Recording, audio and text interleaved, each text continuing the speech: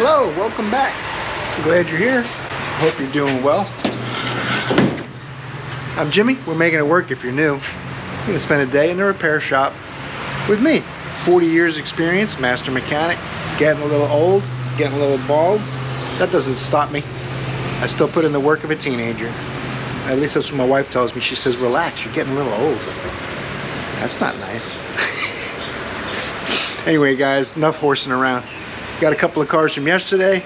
Got approval on this Silverado intake gasket job. We also got to look and see if those manifolds are known to corrode.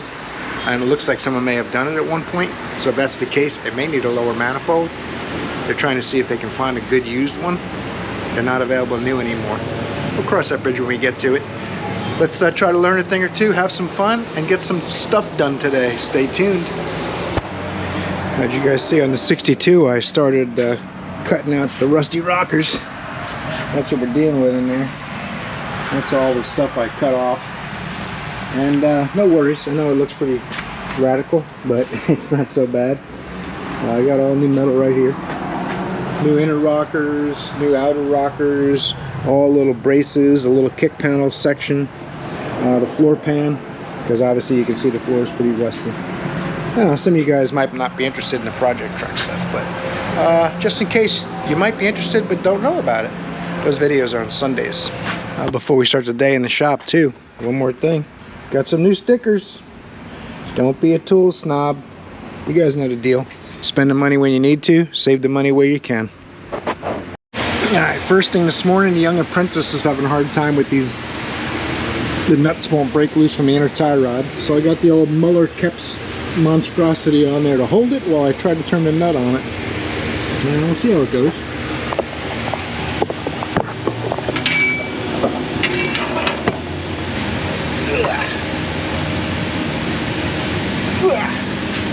Alright, it's pretty tight on there. Interesting. That tells me I'm going to break it loose from the tie rod end first. And then try to break the tie rod end loose from the nut.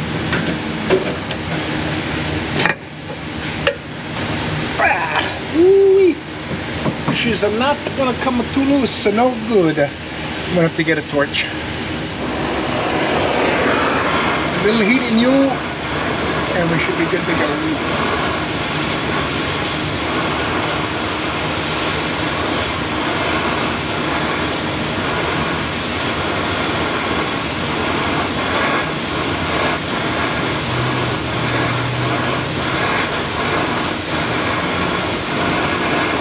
Now, this isn't going to be South Main Auto level torch work, but we'll do our best.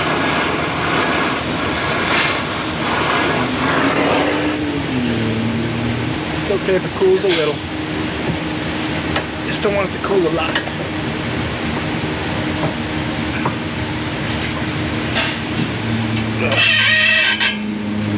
Oh yeah. Not you. Grab the next flat, will you? I might have to heat it again if it cooled down too much. We'll see. I think I flattened the nut out extra. Sometimes when you glow the nut red, it makes a different size. I'll have to get a hammer and tap my wrench on. Just change the size from here. My wrench won't go on even with a love tap, so I'll make it more love tappable.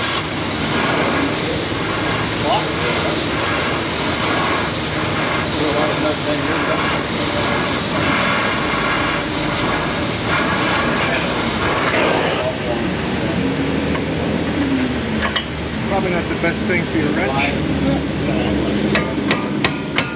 It's a gear wrench, you can handle it. Just ask some of the tool snobs.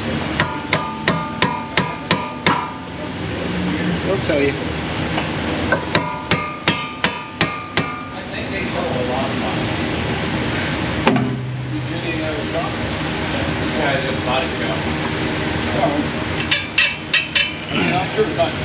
Ooh, that's tight. I don't think it's that far off. Let me finish still. Open it anywhere. really wanted that. If I bought that box, what's that box? But just what you would say. Oh yeah.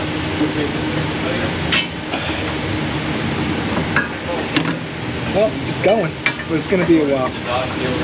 We'll see if we can get this thing green one way or another.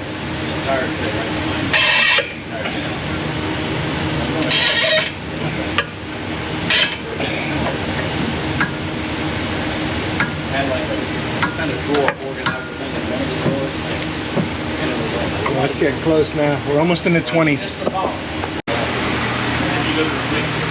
Only had to heat it twice to move it, and you got to make sure that the tie rod end and the jam nut are locked onto each other and not just frozen so you can't turn them. So I'm turning the frozen nut against the lock. I'm golden.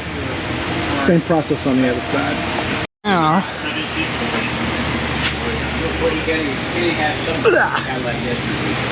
look at that.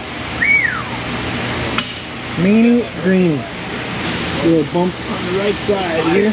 I'm not sure if he's got the steering wheel locked or not. I'm gonna have to go look at that and make sure the wheel's centered and all. Let's check that, and then we'll see if we're really done. All right, he did have the lock on there, so I went ahead and took it off, fired it up, made sure the wheel's perfectly straight, and we should be good right here. Look at that. Boom. Look at that. Let's go ahead and print it. Before and current. Print. I'm gonna get 2 copies of this, and we'll see what's next. Oh, you guys want to take a look inside? I haven't told you what year it was or anything because I didn't start on this vehicle. It's a 2010 Honda Odyssey. 187,342 miles. And the love rating is 6. This thing's pretty clean. A little cleaner than average. A couple snacks. Good to go. Alright. I'll take this thing for a drive. Make sure the wheel's nice and straight on the road too. And see what's next. Alright, if you guys saw yesterday's video, I repaired a misfire, a loose map sensor, and then I unplugged the exhaust, or at least loosened it to verify it had a bad cat. So this car was driven with a misfire for a while, and it ruined the cat, which is the reason you're supposed to fix misfires as soon as you feel them, right? Anyway, I'm pulling this out. Well, they haven't sold the estimate yet. They're working on it. And I got a 2006 Audi. Customer's waiting on that. I don't know what I'll be able to film. He did a bunch of work himself to fix running rough. Now it hesitates. And they got me an hour labor to figure out why with the customer waiting. So we'll see what happens. It doesn't look good, but we'll try. High performance European luxury sedan. 2006 vintage. 248,805 miles. Check engine light on. Customer says it hesitates. Doesn't seem too bad. Before we get it too hot, let's grab the scanner, see what kind of codes we got, take a peek under the hood. Customer's done spark plugs and a couple of sensors himself, and he says it didn't hesitate before, but it ran rough. After the repairs, now it hesitates. So I'm not sure if they're smoking crack up front or something, or someone's bribing them. That's like a 77 Mercedes convertible something or other.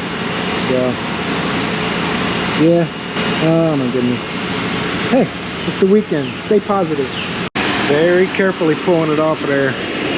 And we got to look at that Eldorado eventually too. That Eldorado's been there since, like, I think Monday night they dropped it off. He says it's hard to start. And apparently we gave that Eldorado an estimate for a fuel pump like 2 years ago. It's been sitting in his property ever since, so I don't know. This gem here, we got 10 ECM codes, 2 ABS codes, 1 in the cluster, 1 in the central electronic fuse box, 1 in the airbag. A lot of these might be battery related. You guys that have been watching my videos a while know that the European cars, they love setting tons of erroneous codes when the battery goes dead. They must not have a fail-safe that tells them the battery went dead or something to disregard. You know, once it goes under like 10 volts, all kinds of weird stuff happens. And some domestic cars do it too, but European cars, they seem to have, you know, they'll have 30 codes because the battery went bad. So you got to be careful with that. Don't go down the rabbit hole with those. This has a fuel rail pressure sensor code, mixture adaptation 2 lean, misfires on all the cylinders. So it sounds to me, just from my experience, that he's got a fuel pump going bad. So I'm gonna check a few more things and we'll see if that's where we end up, right? But first things first, I'm gonna note all these codes, send Katie a report. I'll write down all the really important codes that look like something I definitely want to research, and then I'll clear them out and we'll run a little bit, see what comes back. That's what we're gonna do now. I'll go up and look in Identifix too and see what these codes kind of, what the common problems are, where to look first. If you haven't seen my other videos, I use Identifix as a way to narrow the window, the search window. It's not that you go in there and, oh, everyone replaces the ABS motor for that code and you sell an ABS motor. It just means, like when you walk into a library, you ask the receptionist for a certain book, she sends you to a certain section or aisle, and you know that you only have to look in that little space, right? Instead of searching the whole library with no idea what's going on. Same kind of thing. That's how you should use Identifix. But anyway, so we'll get these codes done, we'll do that, and then we'll come back. They just came out and told me that this Audi's owned by the guy that owns the Chevy Traverse. He's a Christian rapper. He's got his name across the windshield. You guys might remember that car from a long time ago. He hasn't been here in a while. He left us bad reviews and on was it Yelp and Google or whatever, saying that we ripped him off and didn't do brakes we charged him for. So when we called him up to talk to him about it, he brought the car in and it had 60,000 miles on it since we did the brakes. Now he's back with this Audi, I guess he bought. I don't know. The guy's a very odd guy. Talk about how many people he knows in the industry. People would just, I guess it takes all kinds to make the world go around. Whatever. I'm gonna see if we can get some fuel pressure data up on this thing and see if the fuel pressure sensor in the fuel rail is actually giving us bad intel, or if it's accurate and we're losing fuel pressure. Key on engine off, the fuel pressure should be lower. When I start it up, it should rise a certain amount. I forget the specs, I haven't printed out. We'll take a look and we'll see how much it varies, and then we'll know if we have to check fuel pressure mechanically. And maybe that sensor's bad. If we have good pressure, it's just causing problems because of that. Alright, everybody wants to get this guy out of here, so I'll stop telling stories about how famous he is. And we're trying to find, see, one of the things I don't, a lot of these European cars, low side fuel pressure, but this one's 103-1, 106-1, and it's got lean codes and rich codes and misfired things and all kinds of data where it's in here literally a dozen different times with different numeric designations in front of the description. So maybe one of you European guys can enlighten me and tell me why it has this several different times. I've seen engine speed now about 20 times, like there's categories, I guess. 120, and then it goes to 122, 125, so very confusing. But I guess they don't want you working on it if you're not trained by Audi, and I don't have any problem sending them to the dealer. But they don't want to go to the dealer, so I have to figure it out. So, actual mass airflow, specific integral mass airflow, fuel rail pressure specified, and actual. Okay, I think those will work. Let's see what the numbers are now, and then we'll start it up and see how they change. Fuel pressure regulator 1.2%. Low side fuel pressure 6620 bar. The spec 55250. Let's see how much this changes when we start it up. It's one of the things in this business. It's not about whether you want to do it or not. It's about, is it efficient? You guys know how we like efficiency. That's why we got a convertible Mercedes out there that stopped on him while he was driving. Alright, low side pressure 4960. Fuel rail pressure is higher because that's the high fuel pressure. This has a low pressure pump and then a high pressure pump, and it steps the pressure way up for direct injection. Even though it's an 06, it has fairly late technology, fairly modern technology. So our job is going to be to sort out all this stuff. See, it's only a 7% fuel pressure regulator. Low side fuel pressure 5,000, and instead of just having engine speed, it has degrees per minute instead of rotations per minute. I mean, it's, you know, they do it on purpose.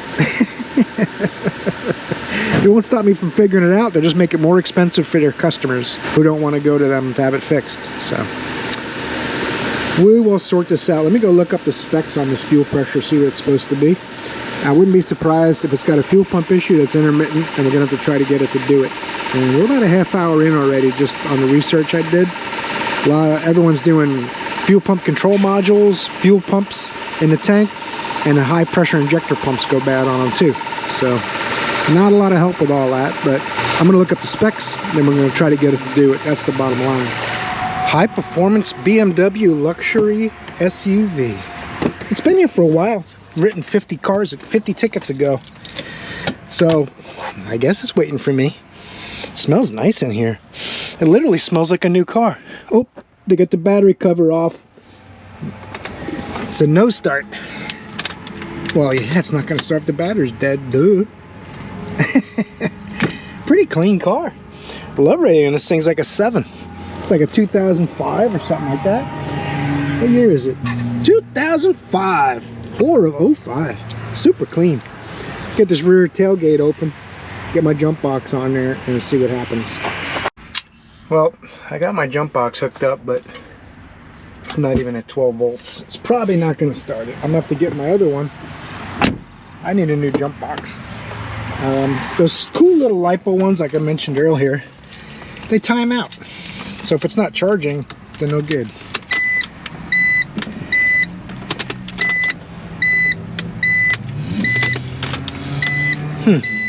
Not even a click. Let's see if more voltage helps that situation or not. Might have a problem like a starter related issue or ignition switch related. Another jump box, at least we'll know what direction to go. Alright, now we doubled them up. We're going to put it in boost mode. Listen for the click. Now, we'll see if this thing will start. We get about 1 minute before it times out. Come on, girl. Nope. Alright. That's terrible news. Probably need help pushing it in the shop. We'll have to see if we're getting energy down at the starter.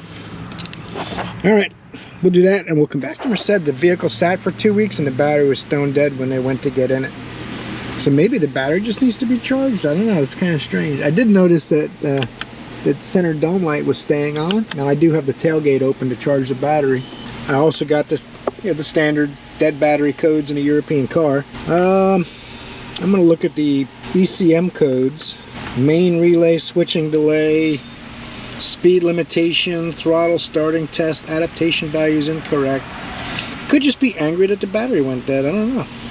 I'm going to send Katie a report, and then I'm going to clear these codes. We're going to charge the battery up, and we're going to see what happens with this one. I'm getting some codes for not setting the windows and the sunroof and stuff after a dead battery. All the other codes seem to stay away. I'll be finished charging this battery, and we'll see if it'll try to start with a fully charged battery.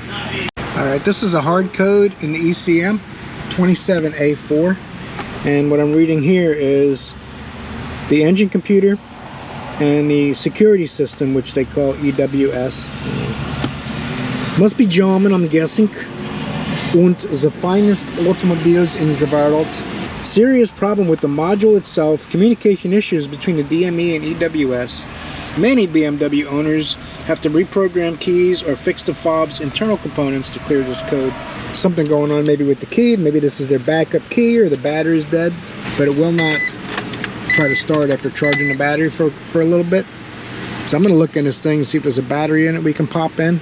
Maybe put a voltmeter on the battery, see if it's dead. And you can also, our TPMS tester will test it real quick. Let's do that. See if it transmits anything. Well, I went to get the key fob testing tool. Oh, there it is.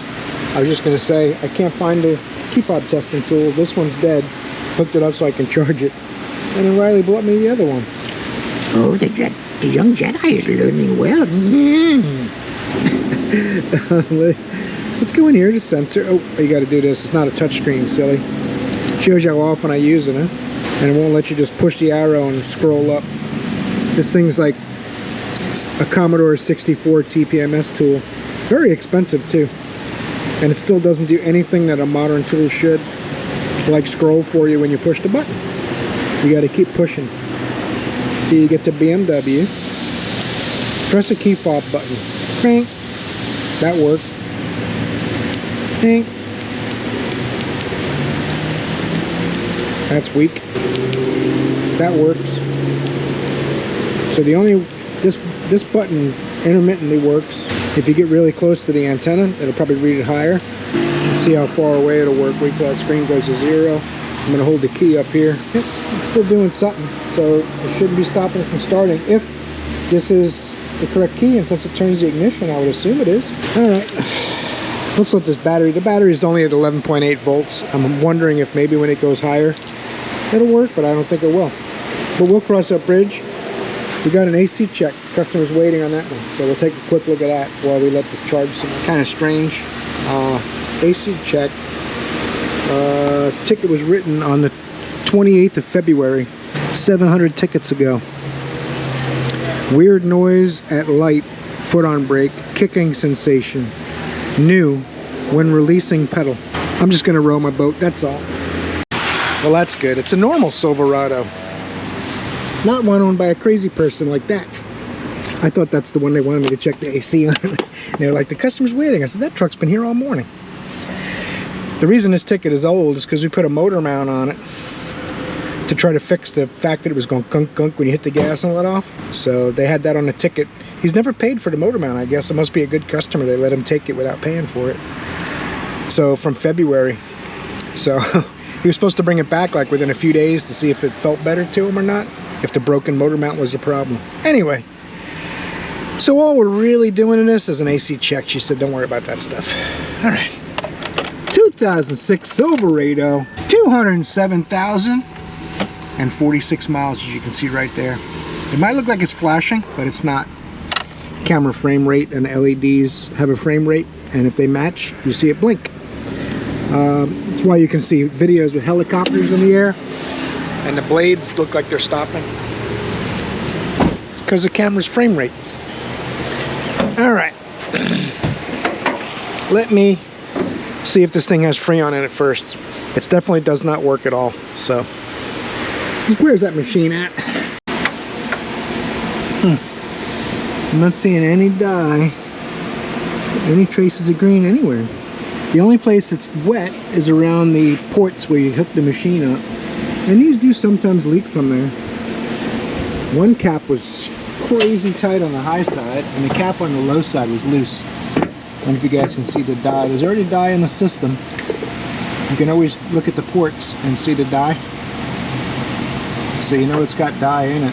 Although we may have to do a recharge with more dye because the switch is dry, which is a very common failure. The drain tube doesn't have any yellow underneath it on the frame or the wiring harness next to it or any of that. The compressor is completely dry. Not even wet, never mind dye. Usually you'll see it looks like an oil leak and it'll be green when you look at it with the dye light. But the hoses, everything all looks good. Could have an evaporator starting to go, but it's not coming out of the drain yet. Sometimes you'll have to do evac and recharge the dye a couple times, or use your sniffer, which you guys that watched a lot of my videos, you know, the sniffers are unreliable. You can put it in your crotch, it'll go off. Put it in your mouth and breathe out, exhale, it'll go off. So, doesn't mean it doesn't work at all. It just means I don't trust them, that's all. See some dye around the port there, and there's a lot around this hose. You might just do 2 Schrader ports, change those fittings out, put some dye and Freon in it, and see how it goes. Let me check up front and see what they want to do with it. Alright, they said do it to it. This should be the fitting I need. So we'll just pop this off of here. I got all the Freon out of it already. Since that's the only place I see anything weird going on, and they had this cap really tight. They make a tool for this, but I find I don't really need them. A pair of pliers takes it out. They're not cranked in there too tight. 5 to 8 foot-pounds roughly. A little bit of refrigerant oil on there. And boom, it's like a brand new truck. Now you don't want to mar this up real bad and get too nasty with it. You just snug it up. You're good. And if you have the correct tool, even better. There's like 3 different versions of these, 4 different versions of the popular ones at least. There's even more than that. But once pliers don't work for me enough times, I'll go ahead and buy a tool. But for now, I don't need it. We're going to put some oil dye in it, recharge it. If your machine doesn't allow you to fill oil into the system, You can put it in with the machine on through this valve. Not too much, about half an ounce. If the system looks really dry, put a full ounce in. This one looked like it had a decent amount of oil looking in the Schrader ports and stuff, so I don't want to put too much oil in it. You should have done that while I had it out the first time. That's alright. Now, finish vacuuming this down, about 15 minutes of vacuum, we'll be good to go. Alright, we got some progress on this. It's been going about 10 minutes, and this one we got progress on too. There's something going on with this battery for sure. It's getting hot, well, very warm, and it's not taking a charge. Still 11 volts, and it's been a while. So, just to go further, we're gonna have to put a battery in it. Will that fix everything? We can't be sure. We'll have to do it and see what happens. It may also have the key fob seems to work on 2 of the 3 buttons very well, and the 1 button borderline, but they all work. So it should be transmitting to the security module, or EMS or EWS, whatever BMW calls it. So we'll get a battery going and see what happens. This is AGM too, so you have to charge it as an AGM. You can select on the select screen. You can tell it AGM. So this will be done soon. We'll get a battery and we'll see what fiasco's next. What car's next? Whoop, boss is here. We got an Uber from Tampa. Well, alright. Let's see how this thing's doing. I like it. Got AC pressures. We got nice chilly air coming out of there. That is nice. We can put all the windows up. No need to let the cool air out now. Nice. Alright. I'm done with this one for now. I don't think we're messing with the check engine light or the TPMS light or any of that. So, let me pull this thing around. He's waiting. To get me a battery for the BMW. We'll see what's next. 77 T-Bird. Wipers don't work right, and he's not sure about his idle. So I got an hour to figure it out. The wipers are stopped up on the windshield. It's kind of strange. See if they work. Reminds me so much of my grandma's car. Wipers.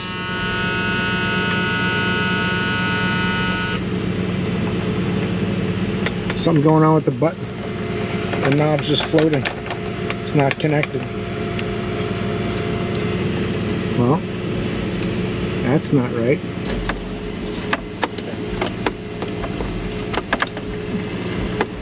I hear stuff banging around in here. That's kind of strange. And the wiper switch doesn't feel like it's connected to anything. That's probably a problem. So, you can't even diagnose it till you get a wiper switch, right? If I check for power and ground, it's not going to have any, I'm guessing. Let me do it just in case though. We'll grab a test light real quick. Got my ground on the radiator support. I got power on this blue wire, it looks like. Nothing on the red, nothing on the green. Question is, am I supposed to have power there? If I jiggle the switch, does anything change? No, nothing. I can pull the switch in and out. And I can turn it and nothing happens. Turn the key off, it goes away. That is strange. How you find a wiring diagram on one of these, huh? This is a motor maybe, and that could be the washer. Let's do that. Let's check for power at the motor. I'm gonna have to back probe that. But I can also pop this off. Take a quick look that way. No power going to the motor. First thing he's gonna need is a wiper control switch, because it doesn't feel like that's even possibly any way that could possibly be working the way it feels. So I don't know if it's available for a 77 T-Bird, but there's not much I can do without one.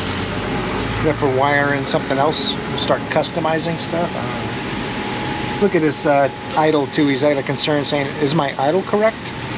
It seems like it idled kind of low at first and then too high. Like it's lean, or it has a vacuum leak or something like that. But we'll pop his air cleaner off and we'll have us a look. That alternator belt is flopping around quite a bit. Someone's been doing a lot of work on it. Someone's done the cap and wires and fuel filter, and looks like they've been messing with belt adjustments and bolts and stuff.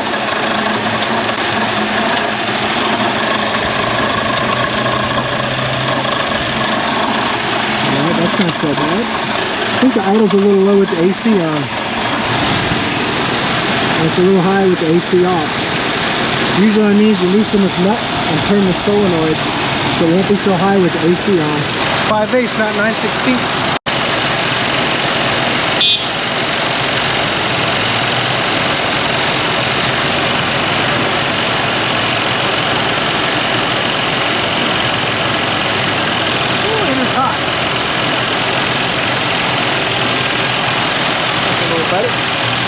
Now we'll shut the air off, see how it idles.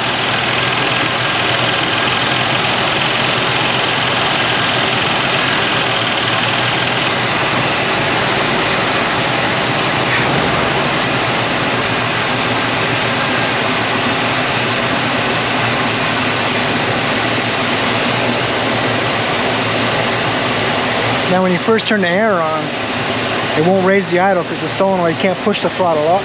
But once you touch the gas, it'll hold it up. So you turn the air on, touch the gas, and then it shows you where your idle's at.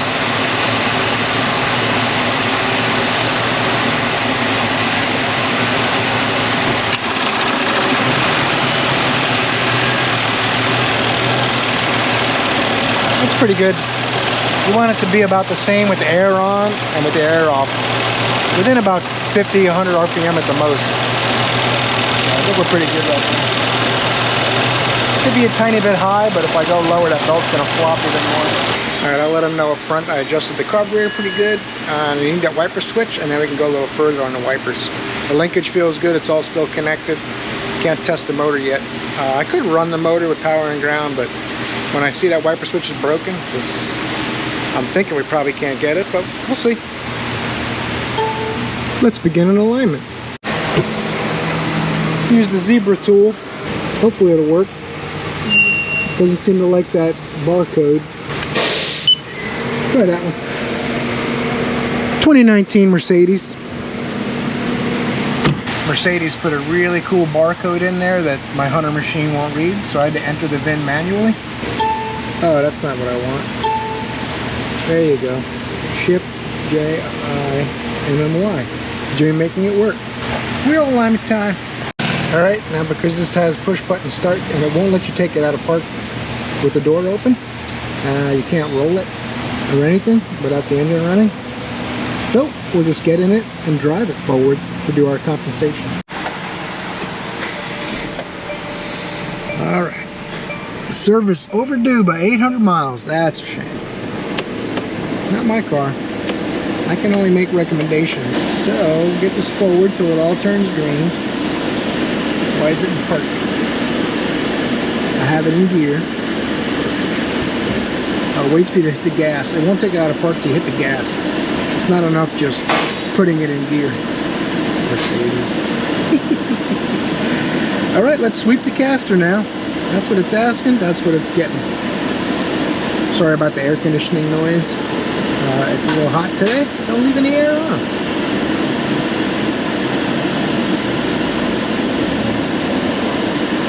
Let's go out and tell it to redo it. I wasn't pushing on the brake enough. That's my fault. Alright, do over. Here we go. Step on the brakes pretty hard. Stepping on them gently, thinking it had very good brakes. But apparently in park, the brakes aren't as good or something because it probably has electric master cylinder.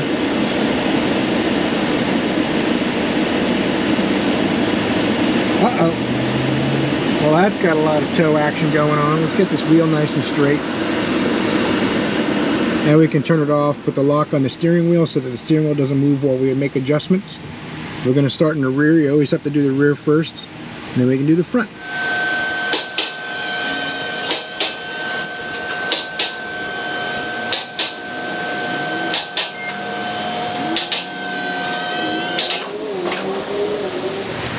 You always have to adjust the rear first, because if you do the front, when you adjust the rear, it'll change the front. Because the steering wheel position is factored in the adjustments front and rear. And if both rear wheels face like this, then it's going to want the front wheels like that, so that the car goes straight and the steering wheel straight. But the body won't be straight. That's called dog tracking.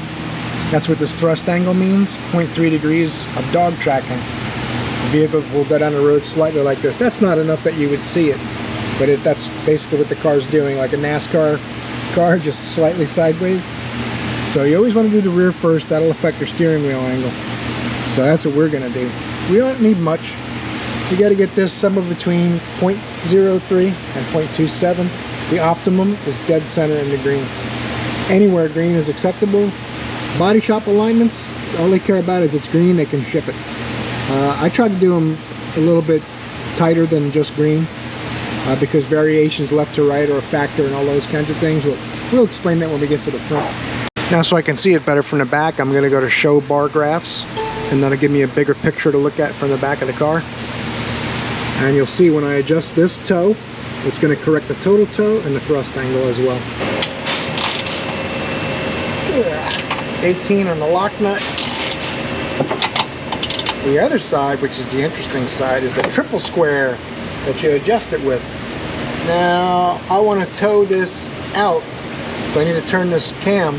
It's offset from the center. See how it's not a circle? Well, it's a circle, but the hole in the circle is offset. So that'll force it to move the bolt and the arm in a slot in the frame. What we want to do is go until it turns green. I'll show you guys when we're done here. You see I didn't turn it that much, right? Dead center. Now we tighten the lock nut while we hold it in place.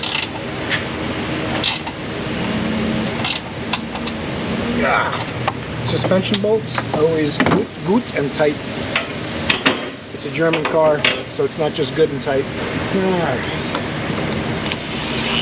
I'll show you guys what we did.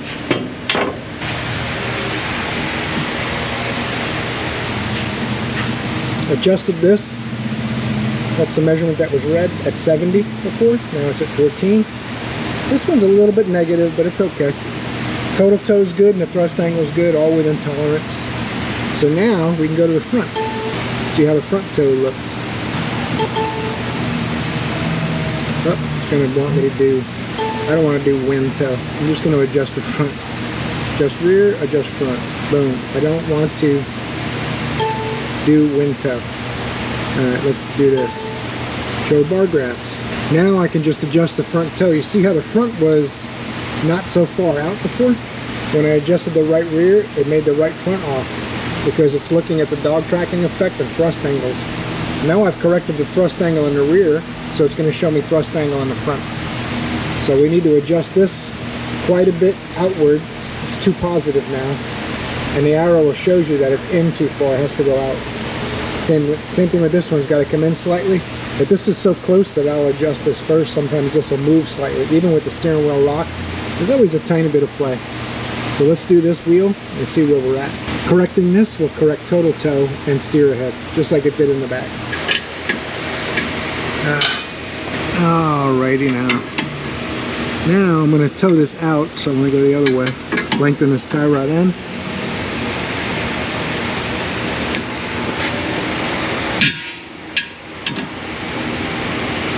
Usually not that tight on a 3-year-old car, but it is what it is. Just going to keep making little adjustments until we sneak up on the greenness. Everybody likes green. Green is good. Aliens are green. Goblins are green sometimes. Money's green. And trees and grass is green. The grass is always green on the other side. This one's good. I'm going to lock it down. Show you how much I had to move it here. Probably about 2 turns. This car was from the body shop, so it's had a rough life probably. Lock that down good. We'll go over the other wheel now. Everything's green except that one. It did not move, so that's good. The front end's really snug. This one we're going to tow in.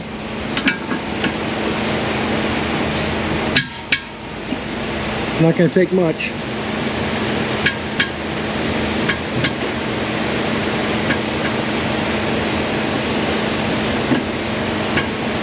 If I get both sides, lucky 13, I'll feel like a winner. Lock that down before you walk away. I never, if you haven't seen my other videos, I never leave a front end jam nut loose and walk away from it. I know if I walked away, I tightened it.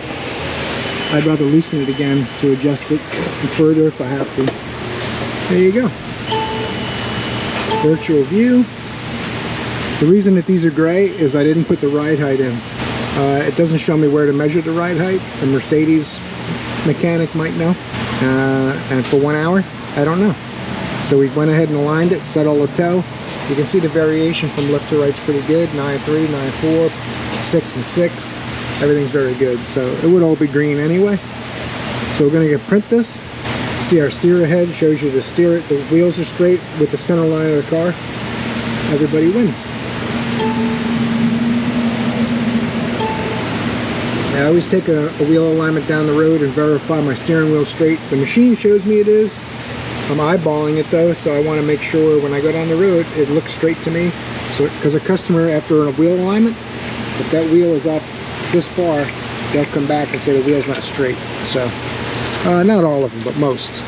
If they spend a little money, then it matters a lot. They could come in with it this far off, and afterwards, if it's this far off, most people will notice it and they won't be happy. So I always verify it straight for myself. It's much less painful to pull it back on the rack and correct the toe a little further than it is to have a customer mad about it and then pull it on the rack and adjust it further, right?